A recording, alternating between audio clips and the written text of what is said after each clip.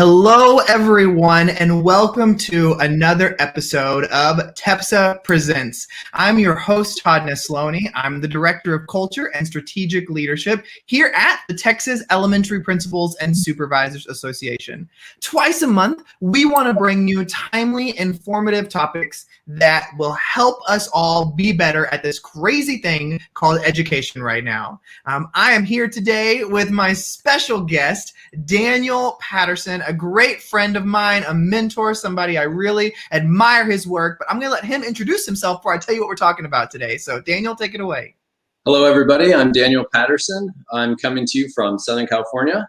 I have been an administrator for the last, 8 years. Right now, I run a therapeutic high school in West Los Angeles, and I also run a college program for college students who are suffering from mental health and substance abuse disorders, also in Southern California. Before that, I was a high school teacher and assistant principal for 14 years. And you've got two incredible books out as well, which we'll talk about one at the end. But, when we were thinking about what topic to bring this week, we knew that there's a lot of schools in Texas that have just started recently and a lot that started today with their learning. Some is online, some is in person, some is a hybrid mix. It's all over the place. But one thing that is consistent throughout all of the types of learning this fall is the element of stress. Right. This idea of, I don't know what's coming. I don't know how to handle this. The workload has increased and the pay and support typically have not. And we are hearing from administrators who are exhausted and overwhelmed by the stress. We are hearing from educators who are exhausted and overwhelmed. And so we thought, why not talk about the stress that's there and how to deal with it? And I know you specialize in that, Daniel. And so, I kind of just want to start about talking about, for the administrators who are listening today, or any other educators who are joining in today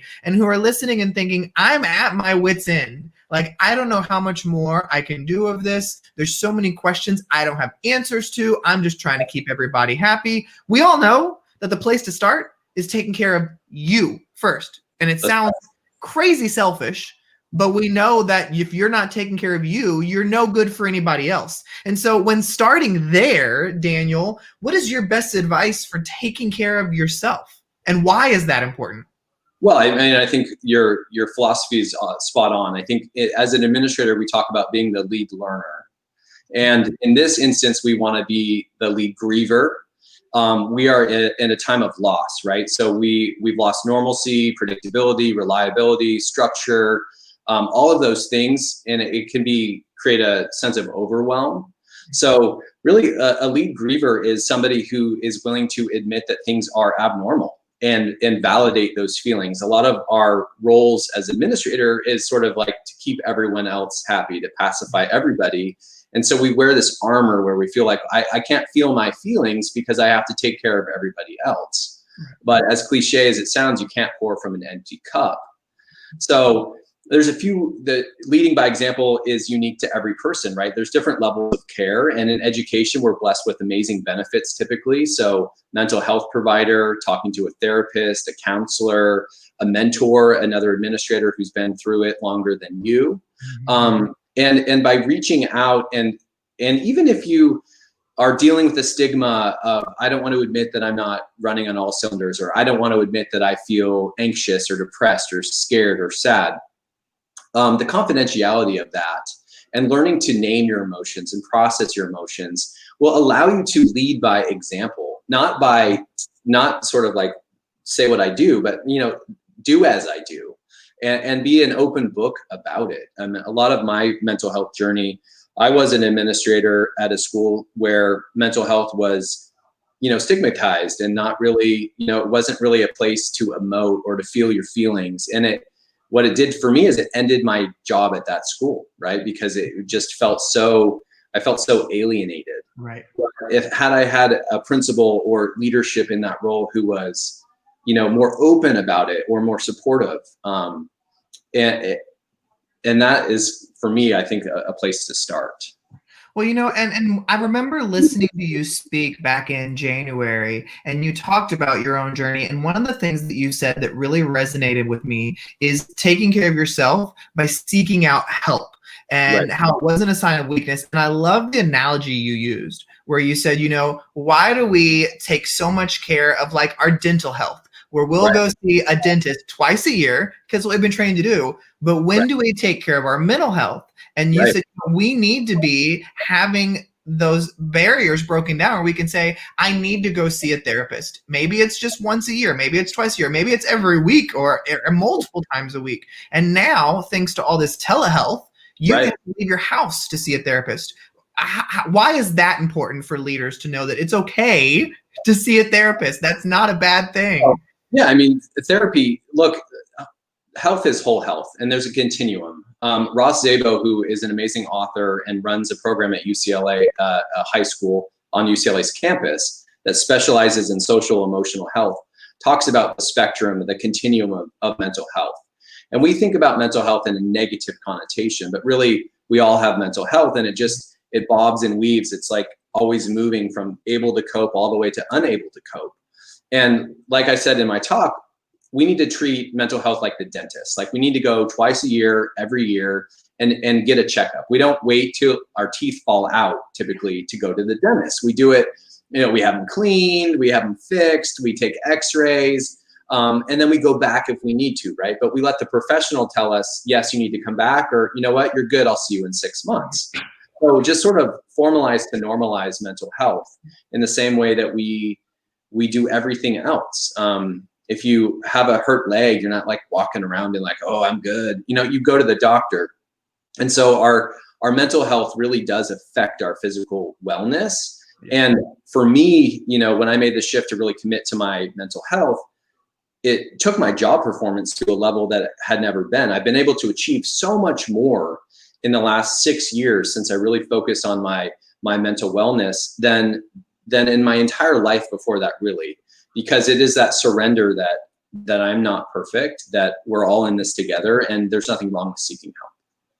Well, and when you have those people who are watching right now and they're thinking as administrators, like, I don't even know where to begin, Daniel. Like, there's so much on my plate. I don't even know where to start with taking care of myself. You're an administrator as well. Where would you suggest people start in this process of managing their stress?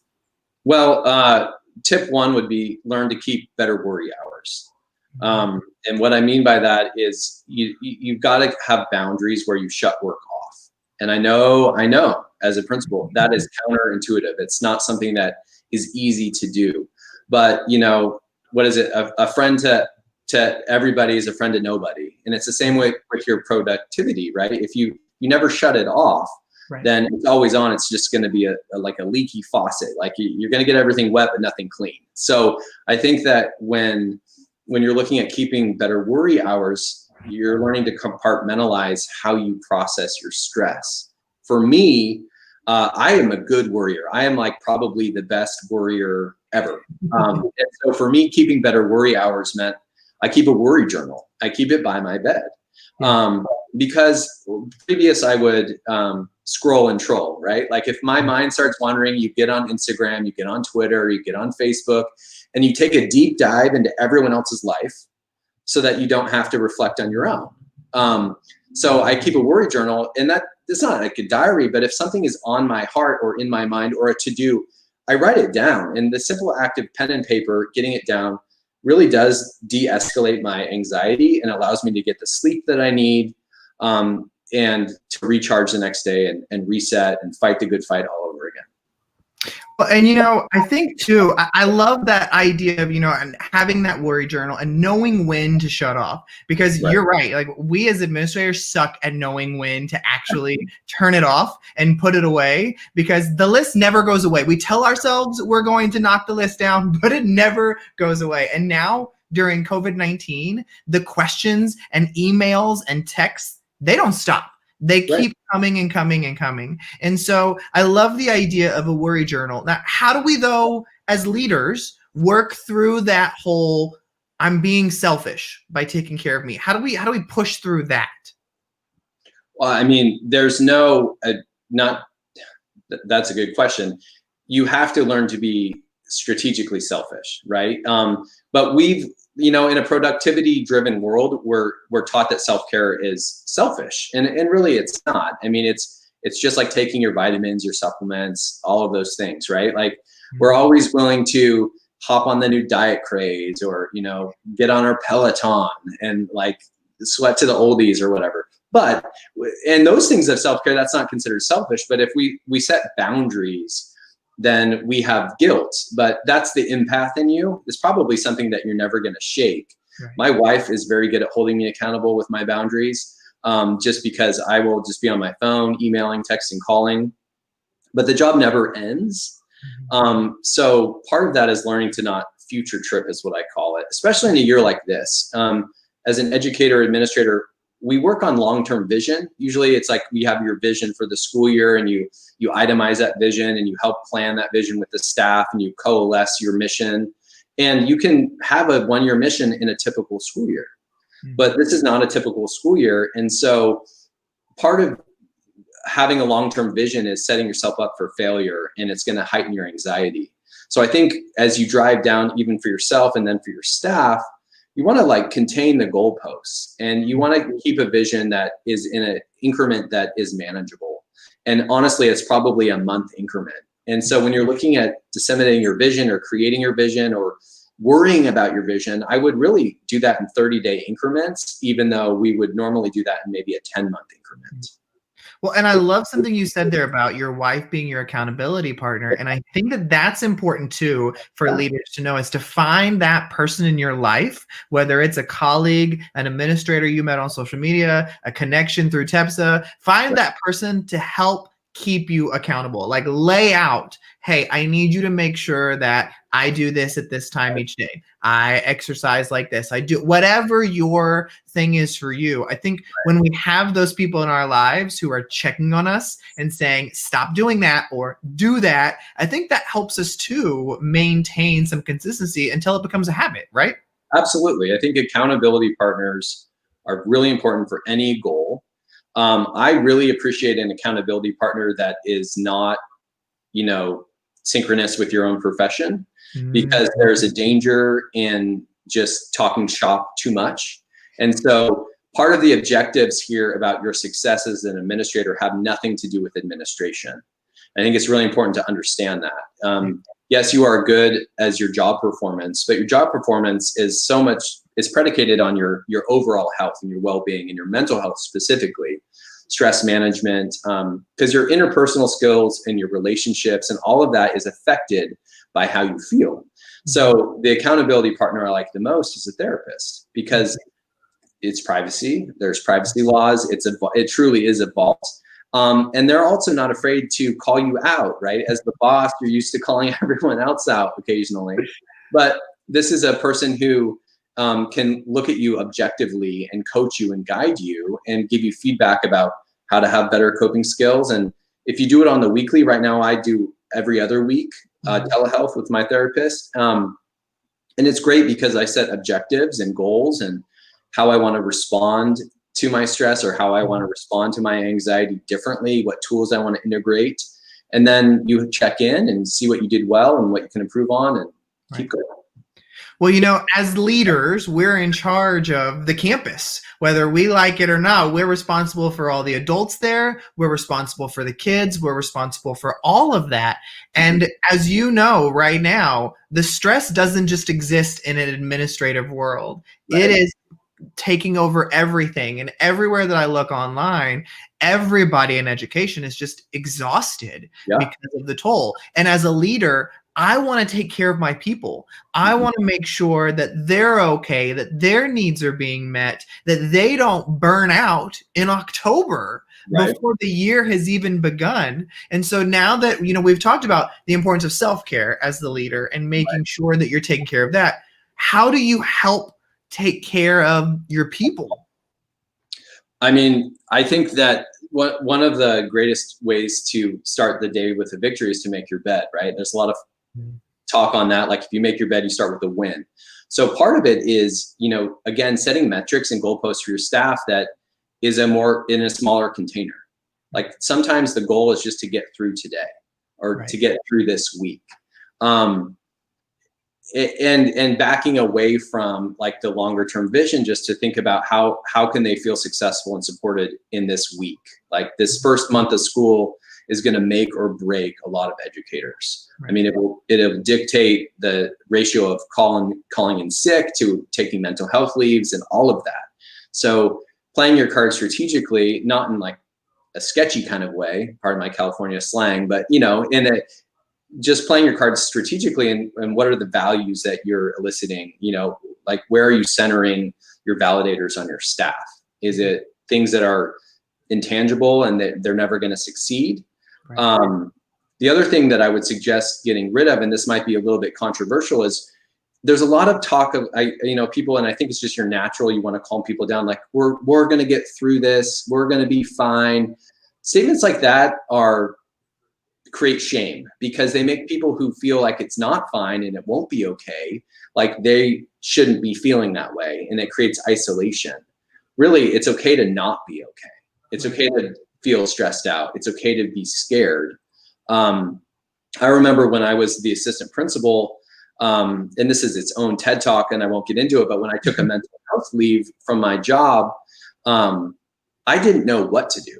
You know, we have an employee assistance program, but I didn't know how to get from point A to point B. So another thing you can do is make the resources, talk about the resources that are available to your staff. Walk them through it. How do they get an appointment? How do they read their benefits? Like little things that we might assume that they should figure out. That's a call to action. If you lay it out for them, and this is how you get from point A to point B. If you're feeling stressed, if you're feeling overwhelmed, if you want to talk to somebody, this is how you do it. Kind of like we bring people to give out lunch to talk about retirement. Mm-hmm. It should be the same way, right? If we're just putting resources right in front of them and destigmatizing it by treating it just like somebody coming to sell life insurance, essentially.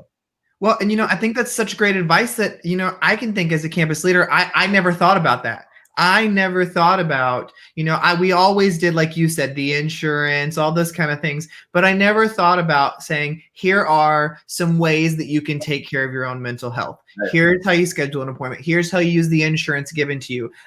Because I think you're exactly right. Some people don't seek that help out because A, they don't know how, and B, they may be too ashamed to tell you they don't know how, and they don't want to have it become a big deal. But I want to go back to something you said there. I know you well enough that I want to just make sure this is clear. You are not telling people don't be positive, like don't share positive messages. That's not what we're saying here. But I love what you said there, because I think about my own journey, and as leaders have come down and said, we're all going to get through this. We've all got this. On my bad days, that did hurt me more than help me. It didn't give me the hopeful rah, rah, rah. It gave me, but I don't feel like that right now. Like I need some help right now just to make it through tomorrow, much less the end of the month. And so, I think that we do want to be cheerleaders. Right. We do want to encourage them, but I think having, like you said, really concrete goals to work to, or really concrete things of, we're going to make sure that every kid gets home safely tonight. And we're going to do great at that, making sure every kid makes it, like those kind of tangible things, I think is what's important. Right. Small wins, you create that momentum, create that inertia, and it's easier to play from ahead than behind. Mm-hmm. So if you play from a goal deficit where you're having these huge goals and you're too much sunshine, I'm not saying that you shouldn't be positive, but I think that if you're not pragmatic in this moment, you run the risk of looking, like you have no idea what's going on. You can create more disconnect with your staff. Inherently, as the teachers to administrator, there's always like a gentle disconnect, right? There's a healthy tension on most campuses. It's just the nature of the job.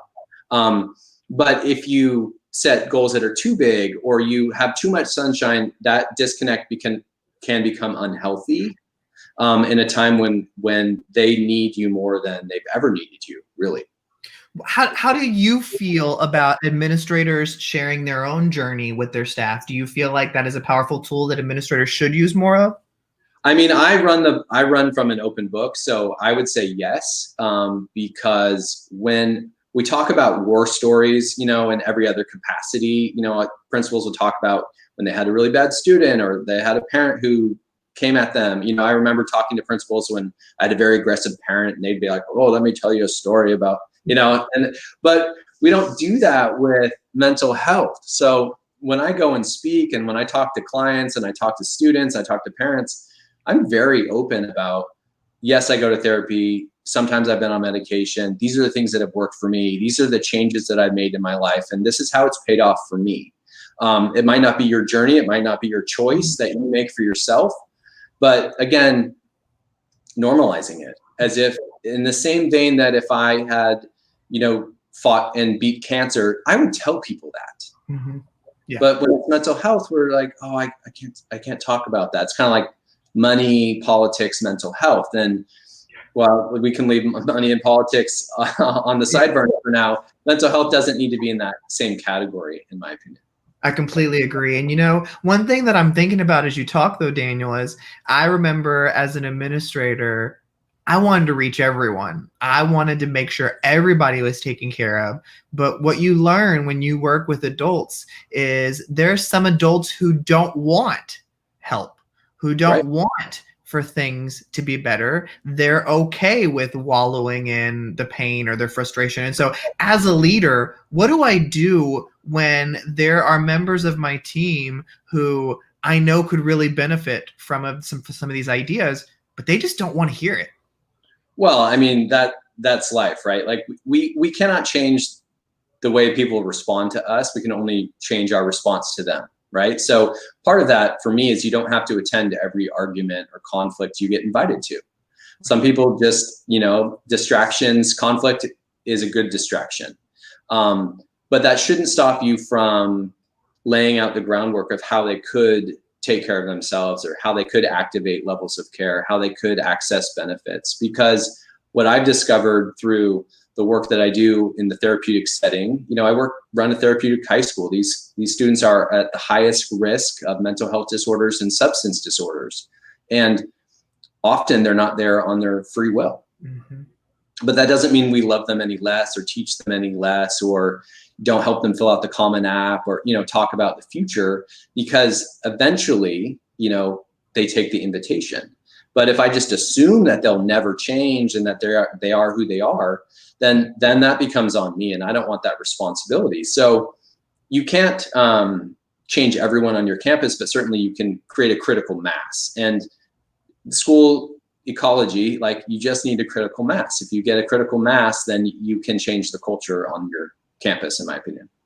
That is such good advice. Why did I not have you in my life saying this before today? But Daniel, before we wrap things up, I got to talk about your new book, RecoverEDU. I am obsessed with it. I know you did not plan for the timing of it to come out during a pandemic, but let me tell you, the content in there, because it's called RecoverEDU, a communication guide for addressing mental health in schools, and it's powerful. And you know, I think would have been good pandemic or not. And so tell everybody who's listening or watching a little bit about that book before we wrap up. Well, thank you for your thoughts on the book. It's a passion project of mine. You know, I work in the mental health space. It's what I'm most passionate about. So the book, what I did was, it's not just me talking. I tried to interview stakeholders from all walks of a school environment. So parents, teachers, principals, superintendents, psychologists, you know, everyone in between, and really try to have a conversation like, what do I need from you that I'm not getting? Right. And it's a story-driven book, so it's anecdotes, but also just breaks down how do you bridge that conversation with a student that you're worried about, and also how do you take care of yourself? Because the danger zone in mental health aren't the ones that are necessarily making the most noise. It's typically the ones that are hidden in plain sight, that need the help the most. So the book walks you through, you know, how do you work with parents? How do you work with students? How do you work with psychologists? How do you work with your school district to implement programs? And also walks you through different, like, sort of marquee programs around the country that I think do a really incredible job with addressing mental health, either at the high school or college level. Well, I gotta tell you, I think it should be required reading for every educator and parent, just because there's so many good takeaways of things that I was just not aware of before reading the book. So thank you for putting that out there. But as we close, Daniel, one takeaway. If I'm listening to this and I'm thinking, gosh, there were things all over the place for me, I just need one thing for me to take and go with. What would your one thing be for those people listening today? One day at a time. I mean, that is what I live by. You need to make it through today and fight tomorrow, rinse and repeat. Sometimes we get so confused about the future that we trip over today, right? So we're not paying attention to what's in front of us because we're focused on 3, 4, 5 days down the road. So again, you can't pour from an empty cup. So you got to start with you, whatever that looks like to you: worry journal, therapy, mentorship, more exercise. Take care of yourself first, because the trickle down effects of that into all aspects of your life, professional and personal, and in your potential, I've discovered are undeniable. I love that. Well, Daniel, thank you so much. I also threw in the comments where you can follow Daniel on Twitter. He's also on Instagram, so check him out there. But thank you for coming and spending some time with TEPSA today to talk about stress and how we can deal with it as leaders, but also how we can help our staff. So appreciate you, Daniel. Thank you.